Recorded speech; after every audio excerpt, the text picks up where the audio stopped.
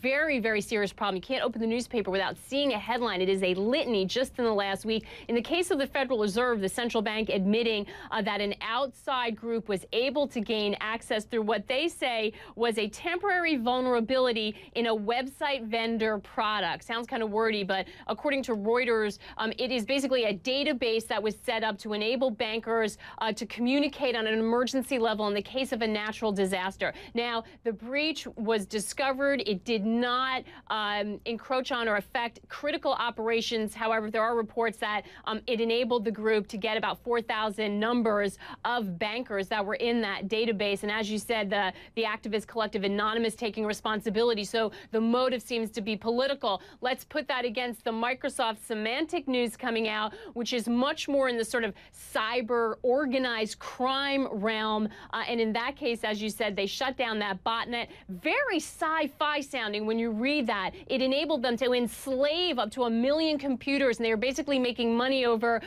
fraudulent ad clicks, but it could do all sorts of other things. Once the computer was under their control, they were able to send out viruses, steal identities, do all sorts of other crime. This is, I think what's unusual is not that it's happening, but that we are hearing about it. When you talk to experts, this is what they've been warning about, that the entire sort of government system and corporate system is really under threat and underprepared for this kind of cyber crime, Pauline. So, Maggie, security experts are saying that they've been warning these companies and institutions to do more. And obviously, from just those two stories with Microsoft and the Federal Reserve, this is clearly a global problem. So are companies and institutions doing enough? Are they investing enough in protecting themselves?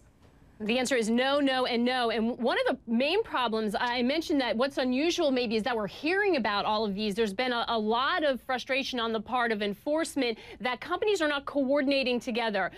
These criminals are very slippery.